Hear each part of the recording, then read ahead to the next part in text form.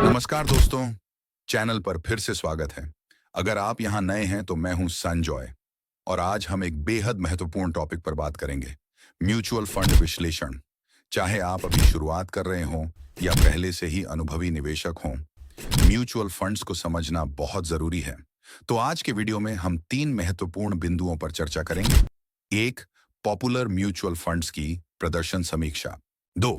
2024 के लिए सबसे अच्छे म्यूचुअल फंड्स जो पिछले प्रदर्शन, जोखिम स्तर और प्रबंधन के आधार पर चुने गए हैं। 3. व्यय अनुपात और शुल्क और ये आपके रिटर्न पर कैसे असर डाल सकते हैं। तो एक पेन लीजिए, कुछ नोट्स लीजिए और चलिए शुरू करते हैं। म्यूचुअल फंड्स के विकल्पों का चार्ट या ग्राफिक्स दिखा रहे हैं। सेगमेंट 1, प्रदर्शन समीक्षा। सबसे पहले बात करते हैं प्रदर्शन समीक्षा के बारे में। म्यूचुअल फंड का प्रदर्शन वह एक महत्वपूर्ण पहलू है जिस पर निवेशक अपना निर्णय लेते हैं, लेकिन यह जरूरी है कि आप केवल शॉर्ट टर्म नंबर्स से ज्यादा लंबे समय तक के प्रदर्शन पर ध्यान दें। चलिए इसे विस्तार से समझते हैं। ग्राफिक्स दिखाते हुए कुछ पॉपुलर म्यूचुअल फंड्स के ऐतिहासिक रिटर्न्स।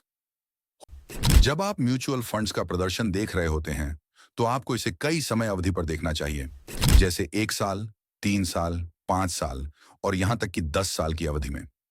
यह आपको यह समझने में मदद करेगा कि फंड बुल और बियर मार्केट दोनों में कैसे प्रदर्शन करता है। उदाहरण के लिए चलिए एक popular fund Vanguard total stock market index fund VTSAX को देखते हैं। पिछले दशक में इसने औसतन सालाना 8 से 10% रिटर्न दिया है, लेकिन ध्यान रखिए, पिछले प्रदर्शन से भविष्य के रिटर्न की गारंटी नहीं मिलती। हालांकि यह फंड दीर्घकालिक विकास का एक अच्छा उदाहरण है। कट टू चार्ट्स, जिसमें अन्य फंड्स जैसे T Rowe Price growth, stock fund और फिडेलिटी कॉन्ट्रा फंड के प्रदर्शन को दिखाया जा रहा है। अब बात करते हैं T Rowe Price growth stock fund PRGFAX की, जो हाई ग्रोथ स्टॉक्स में निवेश करता है। पिछले 5 सालों में इसने S&P 500 को पीछे छोड़ते हुए औसतन 12% सालाना रिटर्न दिया है।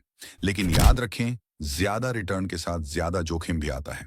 यह फंड आक्रामक ग्रोथ स्टॉक्स में निवेश करता है, इसलिए यह शॉर्ट टर्म में अधिक उतार चढ़ाव वाला हो सकता है। प्रदर्शन तुलना ग्राफिक्स के साथ।